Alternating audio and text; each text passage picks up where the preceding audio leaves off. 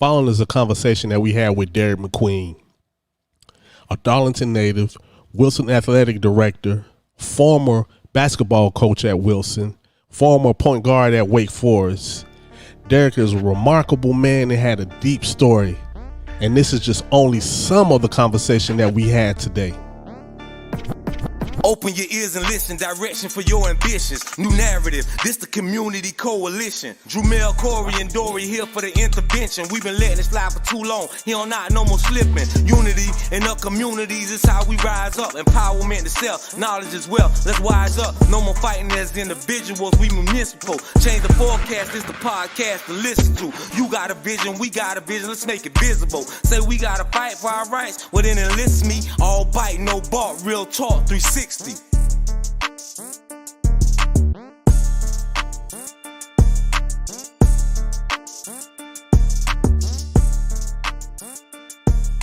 Ain't nothing like it.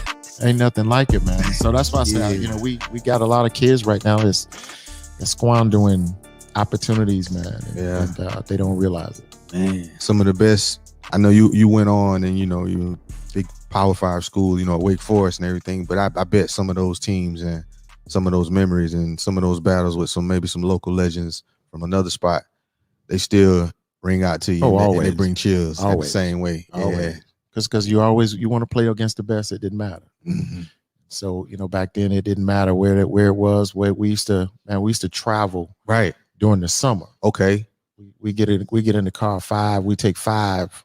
So we go wherever. So real quick, who when y'all went like that? So real quick, let's get some flowers to some folks who but hold on, what? Wow. Oh, but who are some of those people that y'all bumped into, ran into, would go to war with, that you might remember? Just some people, they might not have gone on and been famous, so but you and your crew knew that them boys right there, or that them boys. Yeah, we used to travel to Chirac quite a bit. Okay, and we had some guys over there, Kenny Dixon, that played at a really high level, kid about 6'4", 6'5", that played at a really, really high level, point guard. Oh, 6'4", 6'5". 6'4", 6'5", point guard back then. Kenny Dixon back then, and Mitchell was a guy that played at Chirac as well. Played football for Clemson. Okay, but, man, he was like 6'9", playing basketball and football. Really talented, man. Ooh. Really talented. Yeah. And then obviously we would come to Florence and we played a lot of the Florence talent. Right. Tony Black, Russell Green, guys that Tony Black went to Wake Forest, Russell Green went to Texas. And so we played against some guys. That's what's up, still, and then obviously we would come to Darlington. Being in society here, we still it was hard to play in Darlington, man. Especially if you wanted to get over there and play at Mayo, you had to fight. You know what I'm saying? You had to fight to get over there, man.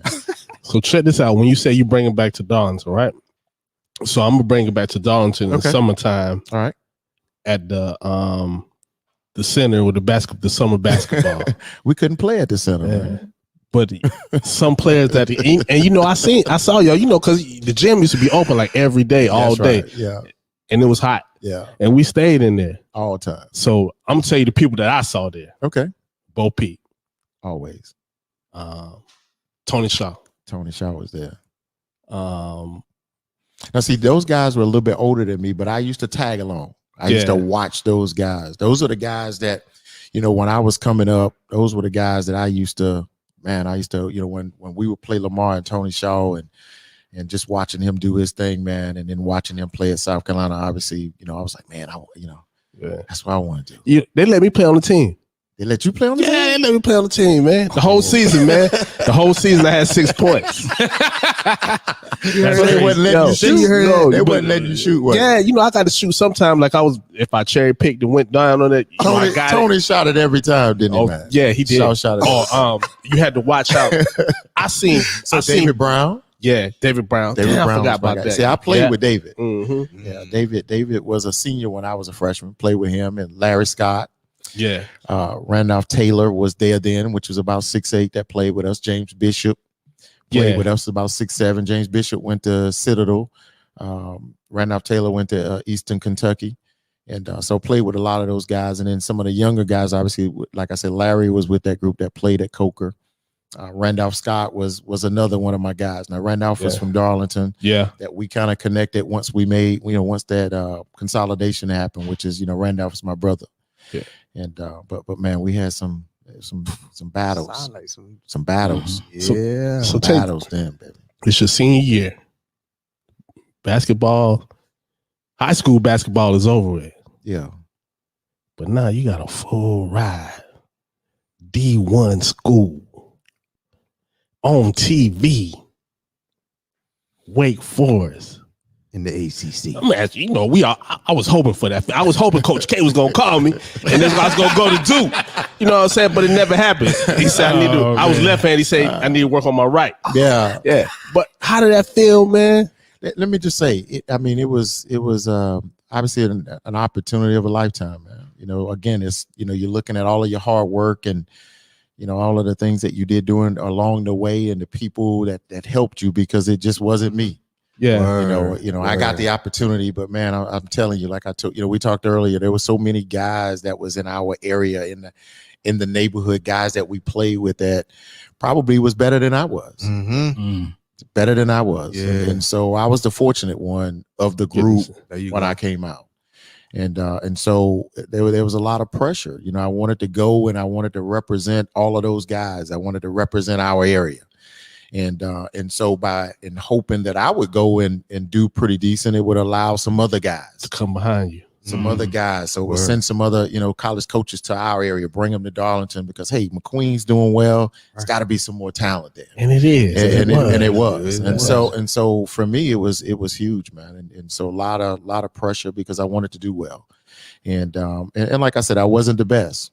I wasn't the best to come out of Darlington high school basketball wise. There were a lot of guys, like I said, Jerry Singletary, there's no doubt in my mind, could play Power 5 basketball. It was just the time and place. Right. And it was just the time in which I came out and situation I was in versus the opportunities that they had. Okay. And so again, I just wanted to go and play well. And Wake Forest was my first choice. What was your first choice? I really, I originally wanted to go to South Carolina really bad. What? Yeah. Really bad. And then how we missed that? And then after the South Carolina thing kind of went south, and Clemson was really next on the list. I was right there to committing to Clemson until I caught their coaches into some lies and some stuff. Yeah, it's like you're the only point guard we're bringing in, and so I found out by some other people and some other coaches like, nah, they just signed a kid yesterday.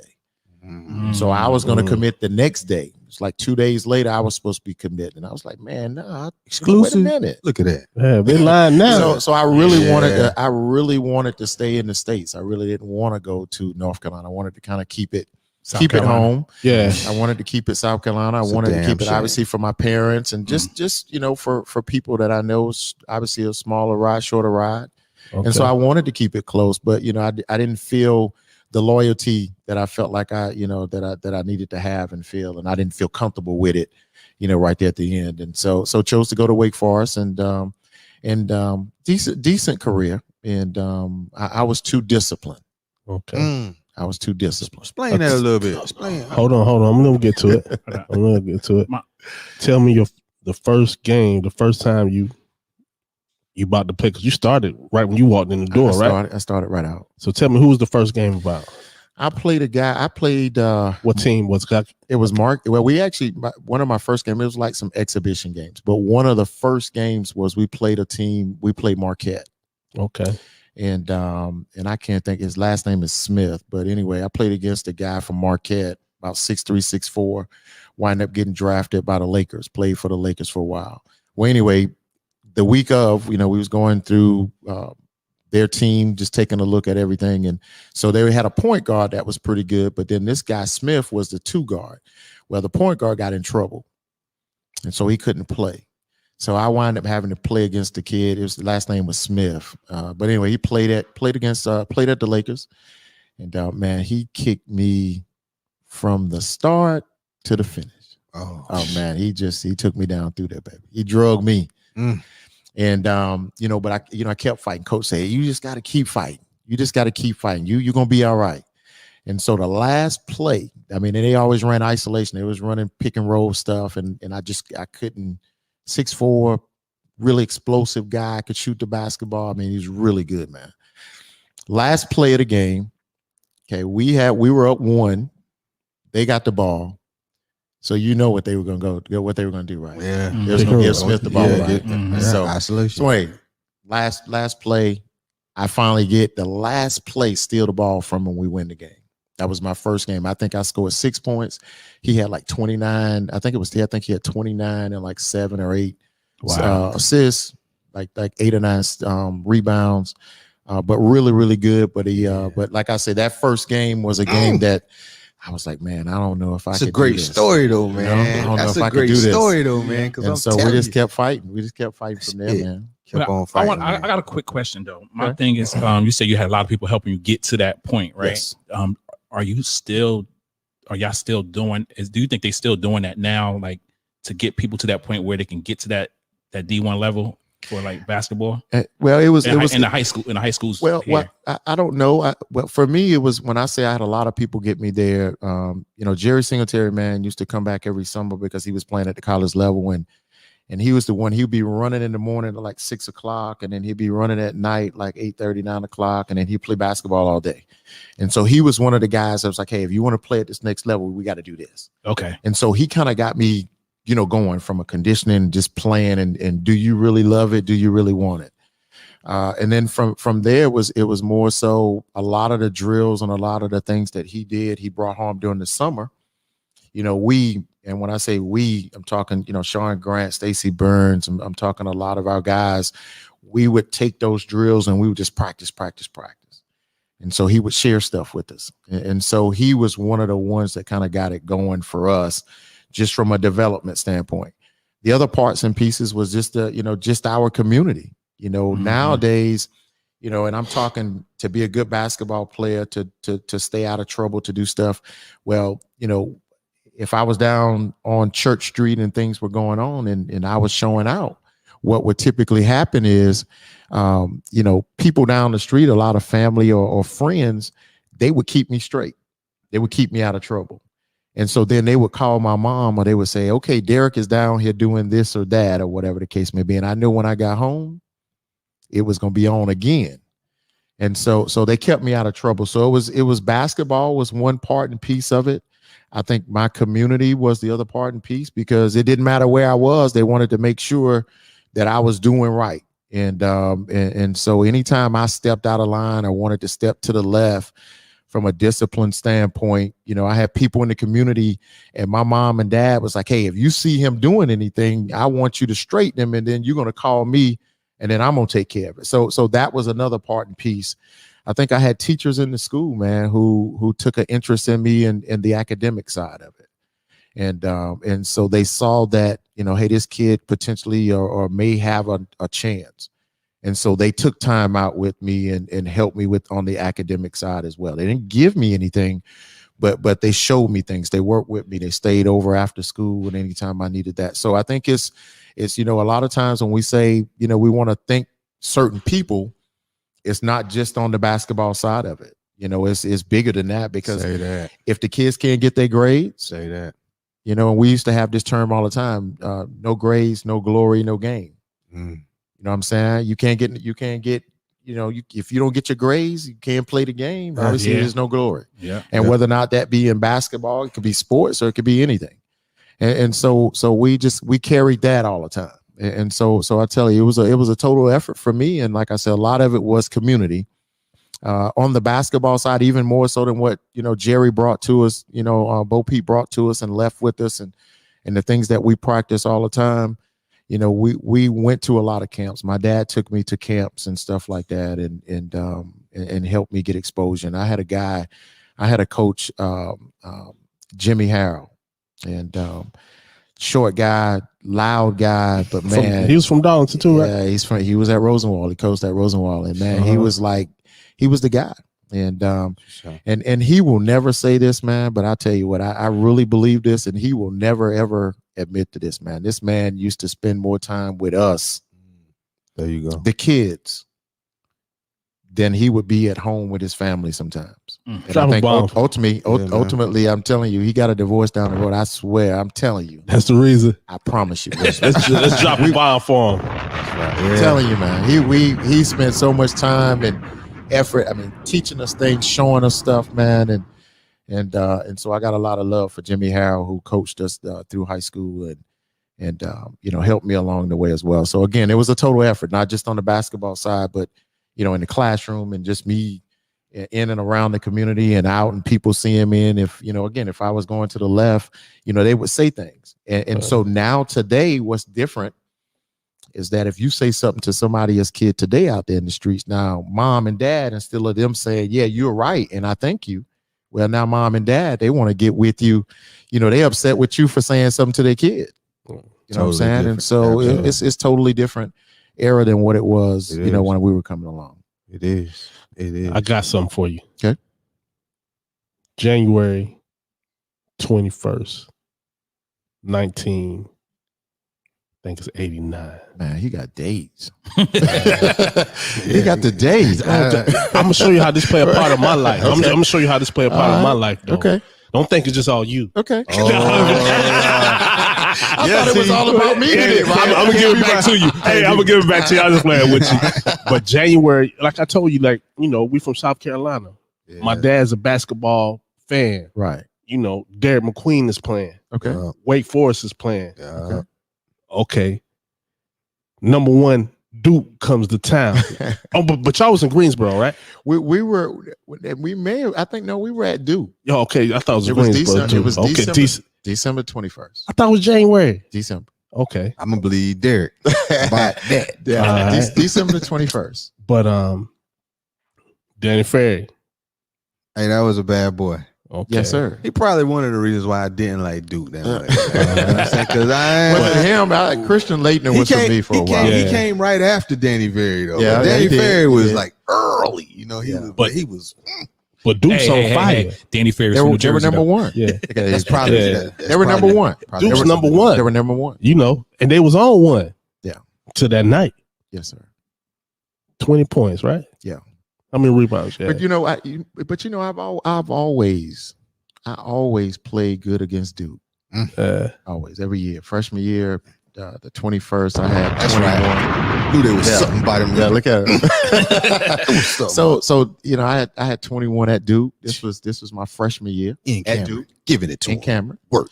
And I think we lost by 6. I think it was. I started cramping up towards the end. And No, you they didn't didn't lose have a it. chance. So how I many get a times chance. did you beat Duke? So we beat them we beat them every year. We beat them every year. We always beat them at home every year. Okay. Now see So the the game one- up. The one you're talking about is the one we beat them. Yeah. Yeah, I had 20 at Greensboro. Yeah. Yeah. Yeah. Yeah. And the next day, shoot, you on ESPN. The good old days. You on ESPN a lot. The good old days. You know who else had a good? Mookie Blaylock had a good game that night too. Yeah. Yeah. But Look at him. you was on ESPN. But you my favorite because I can remember when I saw the strip. I had to go Yeah. back and look at it. Yeah. And I had forgot about Mookie. Yeah. I ain't seen him in so long. That's right. But then I seen that on there too. Yeah. And you gave him the business. But I know you're gonna say we gave him the business. We did. Okay. We Now I did. remember because I'm in Kansas then, right? Right. So I seen that happen. Next day I wake up. Oh man, y'all saw my cousin last night. Your cousin. That's right. Y'all see my cousin last night. That's what's up. Straight up, he did it to Duke. I was a Duke fan That's too. right. He did it That's to Duke right. fan, man. You know what I'm saying? But just I believe it, too. yeah, I believe he did that. But just to see you get off that night, I could just imagine the inspiration it was for the little kids that's playing basketball every day in Darlington. Yo, he from Darlington. Yeah. Where the play? We noticed last night you had on a pair of spot bills too. Look at you. Yeah. You know what? We Not had Saucony's Saucony's. now. We Oh. were Saucony's. Oh. Not Saucony's. We had a Saucony's contract. Yeah, Right. Saucony's had a They were Saucony's. bad. Yeah, they were bad. Okay. See, you had me wrong. They were See, bad. they look like spot bills in the picture. And I agree with him too. Yeah. We was looking. We was looking. Yeah. Saucony's. Saucony's. Yes, Okay, which sir. one? They changed the name. They was spot bills back then. It was spot bills and they Like changed it the- to Saucony's? yeah, it had to be. Yeah, it had to be. Had Nah. to be. It had the same symbol. Nah, okay. So that was good. But you go on, solid player, all 4 years, started all 4 years. I think you got team MVP 1 year, I right? did. I did. Okay. After that, You know, I'm gonna tell you the rumor I always heard, right? What's that? I heard you got out of you finished up at Wake Forest, went to the Bulls. Tried out with the Bulls, and but Jordan was there. Jordan was there. Who was the point guard? Because we were talking about this last night. Well, I think B.J. Armstrong we was think there. you could have took. You could have took B.J.'s spot. But I don't think I did. I said, yeah. They wasn't really looking for a point guard, I don't think. Because let me tell you who else played with them at that time. JoJo English was coming out at that time from Columbia. And he went to University of South Carolina, played at Lower Richland. So it was a height. I think, me being 5'10" and a half, those guys 6'4", having to guard some of the people that I was potentially going to have to guard, I think was a shortfall for me. Okay. And so it wasn't the fact that I couldn't play and perform, which I showed them I could. Yeah. But I think, with the way the Bulls was playing at that point in time, I was going to actually be caught guarding a lot of two guards with the way things were. And so it didn't work. I made it all the way up to the last cut, didn't make it. That's cool. And I had an opportunity to go cross seas. One of the things I said when we was talking earlier, I said I was too disciplined. Yeah. I was one of those guys that, in high school, I was free willing and played. And high school is always different than college. But I just played, and at the college level, things changed a lot. You're no longer the guy. You're giving the ball to the guy. And when I say I was disciplined, I had guys come in like a Randolph Childress that came in, and the coach would say, run this play. And Randolph just kind of did what he wanted to do. Yeah. And, the rest is history. I mean, because he made the coaches change what they were doing because of what he could do. And so for me, what I did was when I went in, I did exactly what they asked me to do, period. Yeah. I didn't step out. I didn't say, no, I can do this. Or, and I didn't show them a lot of times that I could do certain things. So therefore they didn't allow me. So I kind of like played in a box. And so I was so disciplined was that I played in this box, and this is what the coach asked me to do. This is what we need to be. This is what I need to do for us to be successful. And so that's what I did. Okay. And so a lot of times I feel like, I'd be thinking back and I'd be like, man, I should have just did what I know how to do. Oh man. Just play my game. Just did. That's amazing. And so, again, and so I so often, think about and look at some of the kids today, and some they're very disciplined and they do exactly what they're supposed to do. And you got some kids that just go out and just play. And it just would appear a lot of the times, and most of the times, that those are the guys that make it. They just go in and they just play, and sometimes they would appear to be not as disciplined as some of the other guys. Okay. And man, you got some talented guys out there that are just very disciplined that probably should be playing at the next level that's not. And then you got some guys that's playing in the league right now that they just went in and they was like, you know what, I'm just gonna let it all hang loose, and it is what it is. And those are the guys. And Randolph Childress was, I played with him, 1 year at Wake Forest. He came in my junior year. Which was his freshman year. And so that's one guy that I always looked up to. It was one of those deals where he would, we would call a play and he would be in the game and he would see something else and he'd just shoot it. That's cool. And sometimes he make it. Most times he made it. Yeah. And so once he made it, the coach wouldn't say nothing. So then he just kept doing it. Right. He just kept doing it. And so it was one of them deals where, hey, after a while, the coach was like, hey, I'm just going to let him do it. Shout out to Randolph. But you played with another great one, too. I played with a couple. Oh, man. Rodney Rogers. I played with Rodney Rogers. Rodney Rogers was one that he just demanded a lot, man. Yeah. And he was a guy that we wanted to get it to. I mean, just the respect, man. He was not just a good basketball player. He was an awesome guy. Randolph, and Rodney and I talk probably to this day right now. We talk at least once a month. Nice. And he's paralyzed. He's no longer playing, but we talk at least once a month. And about 2-3 years ago, he was actually going to come down and talk to my basketball team. And so we had put together a nice little spread, and then we didn't get it worked out. And so we talk now just to make sure all is well with him, and hopefully we can get him down to talk to the guys. And so I got some clips of us, when he was in college, obviously, and then we got clips of him when he was playing as he played in the NBA. Yeah. And so a part of it was, we was going to, have the kids see that video, and then we were going to bring him in actually in that wheelchair. And so because, now he's confined to a wheelchair. So I could just see him he get the ball on the break. Nice. It's over. Even Yes, sir. from Wake Forest even to Denver when he played in Denver, right? Yeah. He was Played a a beast, couple- boy. They played places, a couple yeah. stops. Yeah, A couple stops. Yeah, And I've I've seen seen for him. San Antonio too, right? Yeah, man. Nice. I've seen that kid 6'7", 6'8", Mm. do some things. I'm like, there's no way. Yeah. I mean, Mm. there's no way. I've seen this guy do some things, man. But awesome guy, not just an awesome basketball That's player, what's up. but awesome Shout guy as out to well. him. That's cool. Shout out. That's cool. Drop a bomb for the Yeah, guy. man. Yes, Deep's sir. got some legends, boy. Mhm. You got some legends. Yeah, man. So check the name of this talk. The name of this podcast is Real Talk. What? 360. Real Talk. What? 360. So we're gonna bring it on back because this is a whole 360. What I'm trying to get to right now. Okay. Now you back in town, All right. back in schools. Mhm. Just know I was gonna see you on the Darlington High School. Bitch, coaching. Who better to coach than, to me, I know you humble, than Derrick Mcqueen. But it didn't happen. I don't know if you want to get into it or not, but it didn't happen. Let's get into it a little bit. Why you ain't coaching in Darlington? You know, when I first came back, obviously working with Sunoco, I remember started that. working corporate America. Had just gotten back. I played cross seas for about 6 years, and injury ended my basketball career. And so came back, got a job with Sunoco, toured a little bit, did some things different places. But anyway, came back, and so was asked to coach. And so I volunteered some time for a while, and then even after that, stayed on for a bit and coached, and really enjoyed it. At first, I was like, I don't really want to be a coach. You know, I wanted to be more of a trainer, just get the kids, train the kids up, you know, give advice, show the kids the right way, you know, and share my experiences more so than anything else. But, you know, then even more so than that, when I actually started coaching, I was able to get into the schools a little bit more and see the grades and kind of see what was going on. And so that was really what, you know, I was like, man, I really want to do this, you know, because our kids at that point in time, we didn't have an idea. We didn't have a clue what it took, not just on the basketball court, but in the classrooms. They didn't understand what the commitment and the sacrifices was all about.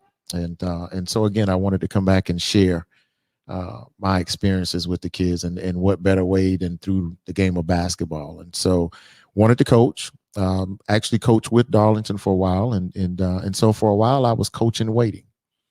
And so, you know, I was told that at some point I would get that opportunity to be the head coach at Darlington. And so, you know, I can't be upset because, you know, things happened during that time. I learned a lot, but things happened, and you know, coach said that, you know, he was going to step down at a certain time. And so he changed his mind. And so he's got a right to change his mind. So I'm not upset that he changed his mind or anything like that. But man, I really, really wanted to coach at Darlington High School. And so some other opportunities came up. And so, you know, Wilson, that's right. Wilson called. And so I had the opportunity, you know, it's been 10 years now. So 10 years ago, 10 years that you've been at Shout out to Wilson? Wilson. it's Smart. It's 10 years. I coached, started back in 12. I got the job back 2012. And so it's been 10 years that I've been over at you know, over here in Florence, coaching and teaching, and now as the athletic director. Okay. Look at that. Congratulations on that. Yes, sir. So check this out. Congratulations. Went to the state championship back to back. Twice. Yeah. Couldn't bring it home. Tell me about that first year. We were excited. Obviously, you know, people didn't believe, you know, when I took the job at Wilson High School 10 years ago, there's always a lot of noise in the system.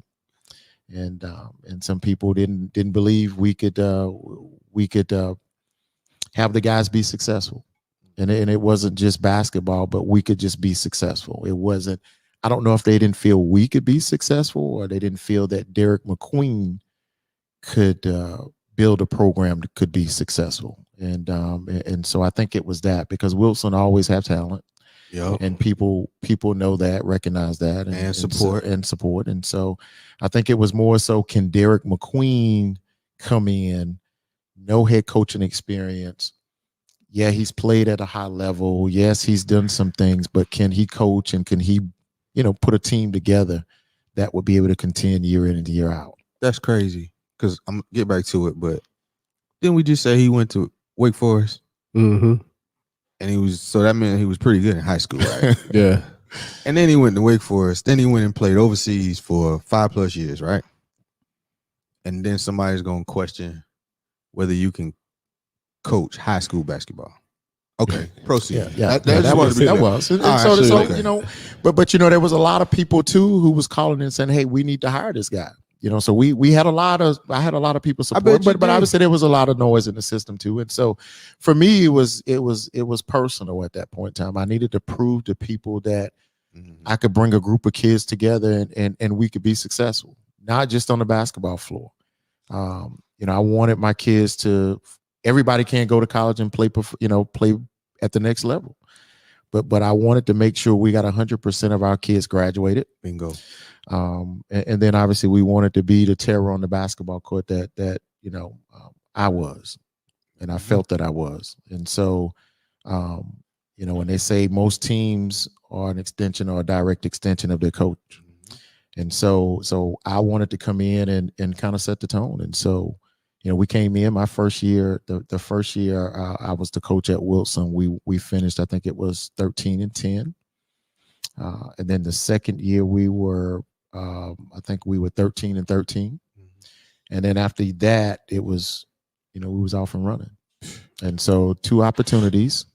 And I'll just say, I take the blame for both of our losses in the state championship. I think our first year, I really, really felt that we should have won. We had a lot of talent. We had a lot of talent, and I think, I potentially made a couple of bad calls just from the standpoint of, me and the referee got into it early on. I felt like we were there. I felt, they had a referee reffing the games that typically ref the other. I don't want to call the other team's name, but that referee ref their regular season games during the regular season, and then now this ref is reffing the state championship game. And so I felt like, our league should have done better with that. You bring neutral referees in that has no connections with anybody. Yeah. And I felt like we got some calls, and I felt like they were trying to cheat my kids. And so the natural reaction of a dad or a parent, because at that point in time, I tell my kids all the time, I'm your daddy. Yeah. On basketball season, I'm your daddy. Yeah. We're going to do it this way. This is how it's happening. And so I felt like we had gotten some calls that wasn't calls. I mean, they were bad calls. And so I felt like because this guy knew the people in this other, of the other team, and there were other connections. And so I felt like we were in for a long night. And so I felt like I needed to say something. And so once I said, hey, don't cheat my kid. Right. You're killing us. You're killing me, Smalls. You know what I mean? And so when I said that, and obviously what happened was we started, he started making calls. And so I think we got the short end of the stick. So for me as a coach, I felt like, and just as an adult, I felt like I hurt our kids. And so I definitely take the blame for that, for the first one. The second one, we wasn't supposed to be there. We didn't have the talent to compete at that level. Wow. But we were able to, as a team and as a group, we had a lot of discipline issues. Our second run for the state championship, we had a lot of discipline issues. We suspended kids. Kids wasn't getting their grades. Kids were doing things that wasn't what we as a program wanted to put out there. And so we had challenges the second year. But yet at the end, we were able to put it together. Got hot at the right Nobody, time. Teams that beat us during the course of the year, beat us by 15, 20 points during the course of the year. And then, we at the end, we're there.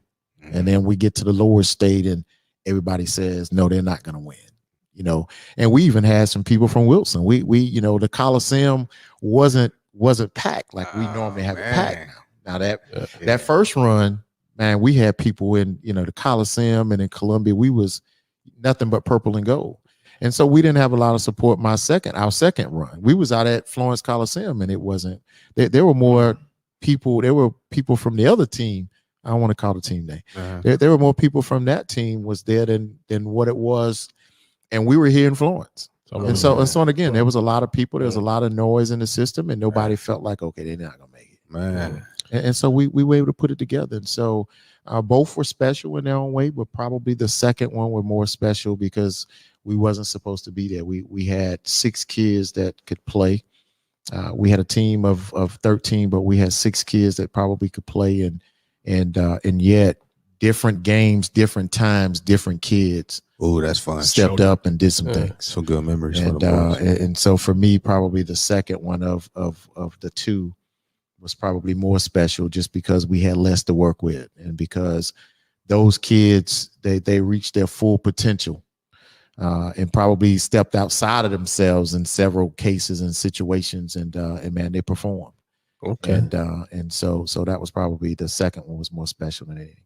So not only did you take the boys to the championship, you brought your daughter too. She was there as well. Hold on, I'm gonna tell him the story. Now I'm getting back to you. Now he was in the championship, right? Coaching. Right. His daughter was in the championship playing. So tell us about that. Oh man, it was nerve wracking.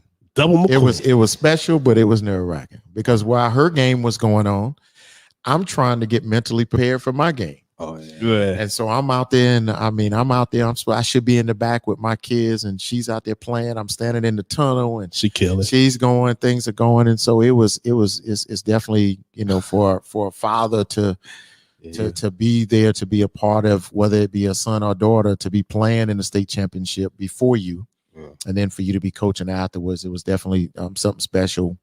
Obviously a bond that she and I share and talk about quite a bit, and how special it was.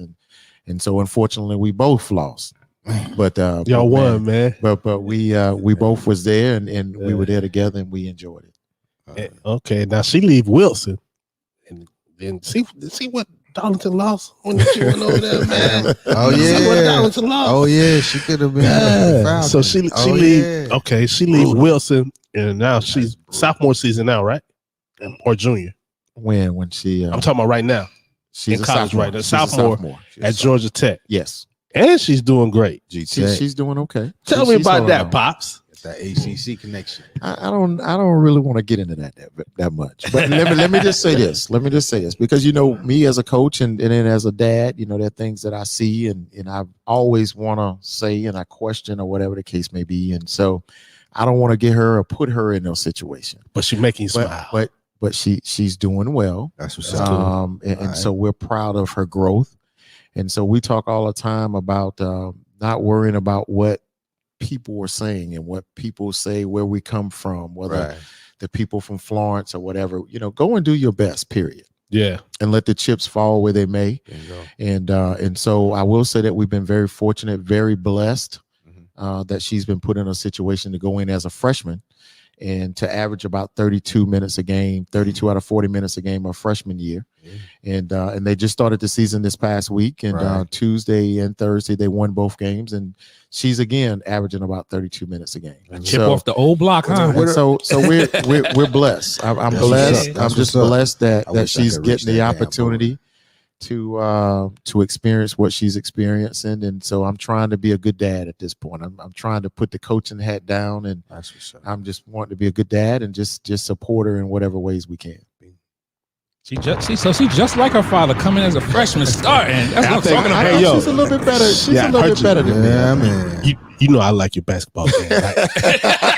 But her J better than you. Oh, man. She can shoot the J, and she can go inside and dish the ball. She could do it all. Yeah. And I think when I started training her early, a lot of the things that I didn't do well, I wanted to be able to show and help her and teach her. And the one thing I said is that, it didn't matter what nobody said, you could put that ball in the basket, because we all want to see people put that ball in the basket. And so when we started training and working, that was one of the first things. We got to be able to put that ball in the basket. She has your height, or she's taller? She's about my height. She's 5'7". She's about 5'8". Okay. She's about 5'8". Salute. But that was the one thing, and then the next thing was just being able to dribble the basketball. I said, it's hard to stop any player if they can handle that basketball. They can handle that rock. That's the key. And so for me, the shooting was one, and then we started out 2-ball drills. Most kids start out 1 ball at a time. We out of the gates early. We started 2 full-size basketballs, 2 mini-size basketballs. 2 mini-size. We started we started when she was 5, and let me just say this: I thought she was really bad. My oldest daughter, I started training her when she was 3. When she turned 6, she said, "Daddy, I don't want to play basketball no more." So that really, I was like, whoa. Yes. So then it was like, I was like, man. So I told my wife, I said, next kid, if we have another kid, girl, boy, I'm not going to put basketball on. Not going to do it. So I was shooting one day. This is my youngest daughter. I was shooting out in the yard one day just for me, for exercise. She came out and she said, "Dad, I want to play." So we was just shooting around really bad. I thought it was really bad. She was 5. Yeah, I thought she was 5. I thought it was really bad. Trying to shoot in a 10-foot goal, though. Yeah, she was really bad. So about a month later, Pearl Moore from Florence, obviously, she would always have her girls' camp at Wilson.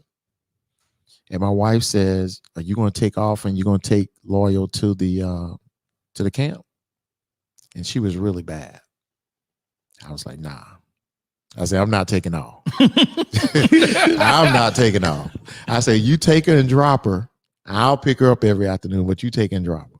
Well, needless to say, like by that Wednesday, we're getting calls and texts on our phones. And they were like, "You're not coming out here to see Loyal?" It's like, "Nah." So they was like, "She's really doing good."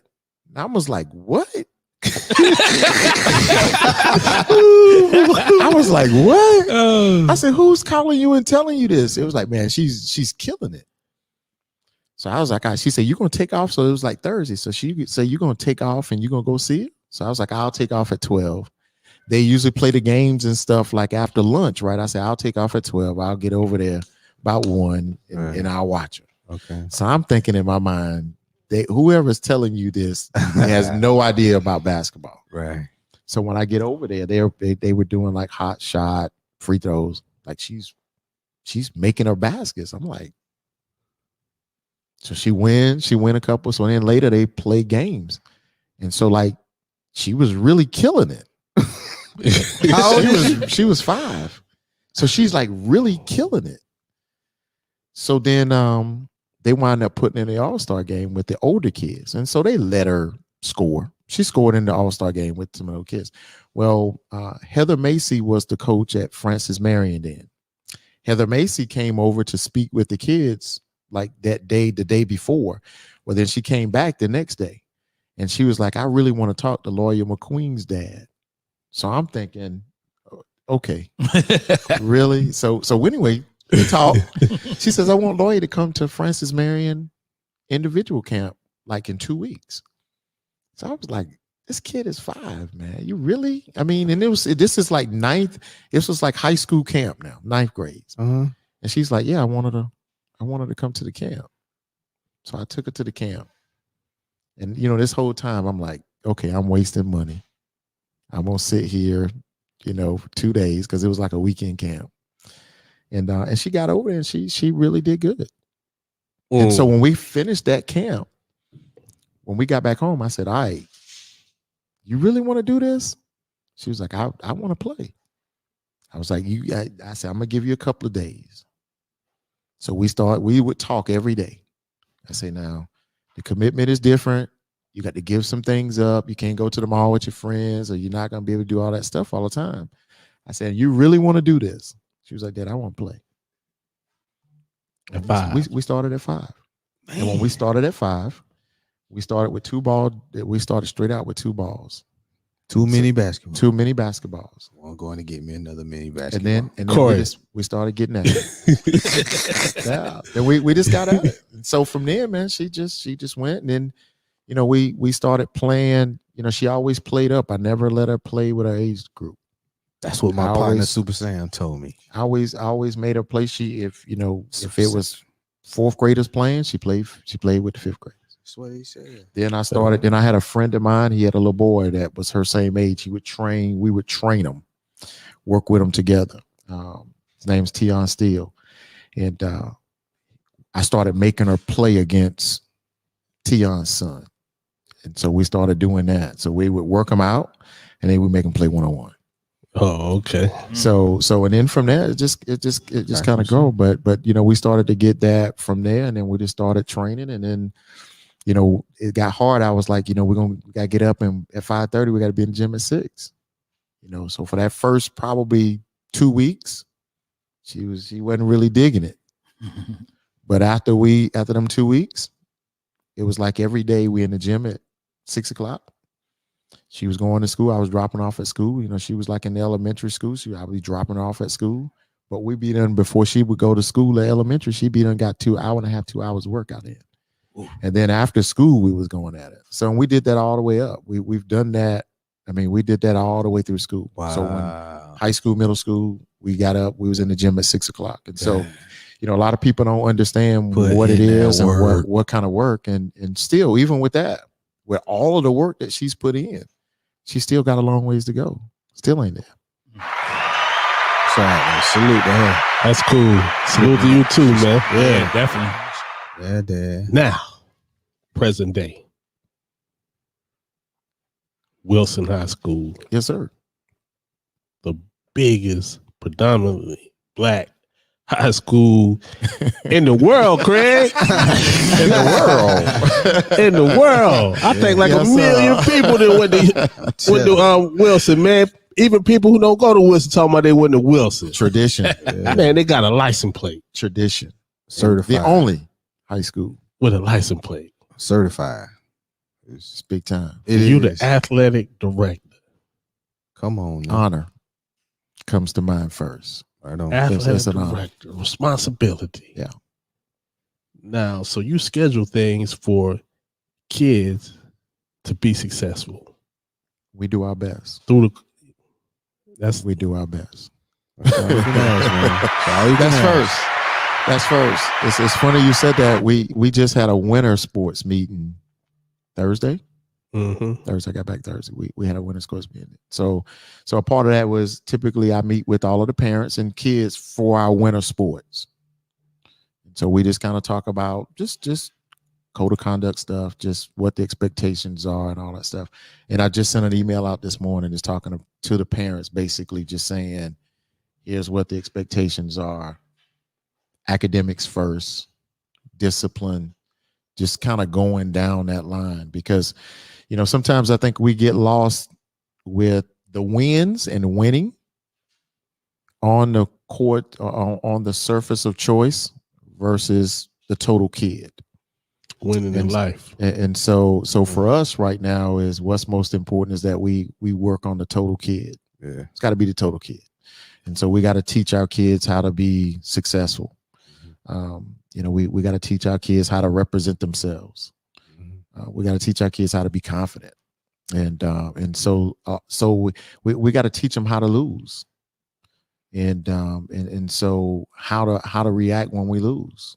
Yeah. And it's not all about winning all the time. Yeah, we want to win. Do I want to win? Yes. Yeah. Who want to win? Nobody wants to win more than me. But I talk to our kids all the time is that we got to also learn how to lose. And then when we lose, okay, what are we gonna do now? Man. How do we get back? How do we get back? And so just trying to teach them how to be successful in life, man. And because we all gonna go through something. Something is gonna happen. We're gonna go through something. And so when we go through that something, how are we gonna bounce back? And so a part of it is teaching the kids how to bounce back from certain situations.